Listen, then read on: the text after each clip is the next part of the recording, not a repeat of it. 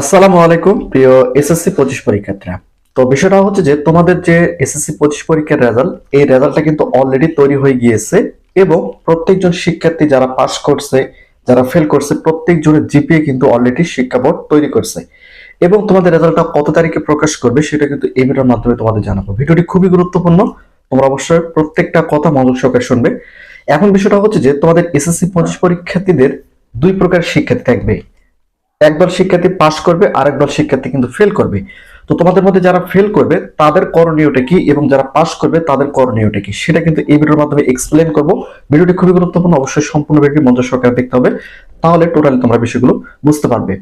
তো এখন বিষয়টা হচ্ছে যে তোমরা যে বোর্ড থেকে পরীক্ষা দাও, যেহেতু 11টি বোর্ড রয়েছে, তোমরা যে বোর্ড থেকে পরীক্ষা দাও সকল বোর্ডের এসএসসি পরীক্ষার্থীদের রেজাল্টটা কিন্তু তৈরি হয়ে গিয়েছে। মাদ্রাসা কারিগরি বোর্ড সহ সকল বোর্ডের রেজাল্ট তৈরি হয়ে গিয়েছে, অর্থাৎ জিপিএটা তৈরি হয়ে গিয়েছে।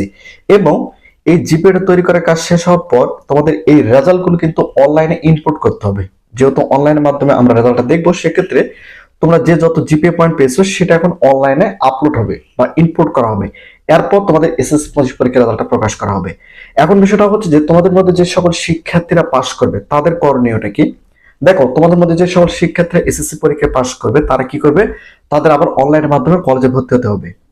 তারা কিন্তু অনলাইনে কলেজে ভর্তির জন্য আবেদন করার সুযোগ পাবে। এটা হচ্ছে যারা পাস করবে তাদের জন্য। অবশ্যই তোমরা যেহেতু সামনে কলেজে ভর্তি হবে, এখন থেকে তোমরা কলেজ চয়েস করে রাখতে হবে। কোন কলেজগুলোতে তোমার পড়ার ইচ্ছা রয়েছে সেই ধরনের কলেজগুলো লিস্ট করতে হবে। সেই ধরনের কলেজগুলোতে মাসিক খরচ কেমন, বাৎসরিক খরচ কেমন এবং পড়ালেখা কেমন হয়, এই বিষয়গুলো কিন্তু তোমাদের এখন লক্ষ্য রাখতে হবে তোমরা যে কলেজগুলোতে ভর্তি হতে চাচ্ছ। আর তোমাদের মধ্যে যে সকল শিক্ষার্থীদের ফেল চলে আসবে, অর্থাৎ দেখা যাচ্ছে যে সরাসরি এফ চলে আসছে, সেক্ষেত্রে তোমাদের যে সাবজেক্টে ফেল চলে আসে তোমরা দেখবা যে ওই সাবজেক্টটা তোমাদের ফেল করার মতো কিনা, বা তুমি আসলে কি ওই সাবজেক্টে ফেল করছো কিনা। যদি তোমাদের মধ্যে কনফিউশন তৈরি হয় যে আমি এই সাবজেক্টে ফেল করতাম না তারপর ফেল চলে আসে, সেক্ষেত্রে তোমরা কিন্তু বোর্ডে আবেদন করতে পারবে, যেটা রেজাল্ট প্রকাশের পর থেকে 7 দিন পর্যন্ত কিন্তু সময় থাকে। তো এ হচ্ছে টোটাল বিষয়টা। যদি এমন হয় যে কোনো কারণবশত ফেল চলে আসে, সেক্ষেত্রে বোর্ড সার্চ করলে সেটা কিন্তু পাস চলে আসে। তো বোর্ড সার্চ কিভাবে করতে হয় এই বিষয়ে যদি ভিডিও চাও অবশ্যই নিচে কমেন্ট করে জানাও। এখন বিষয়টা হচ্ছে যে তোমাদের যে রেজাল্ট, এটা অনলাইনে ইনপুট করার পর তোমাদের রেজাল্টটা প্রকাশ করবে।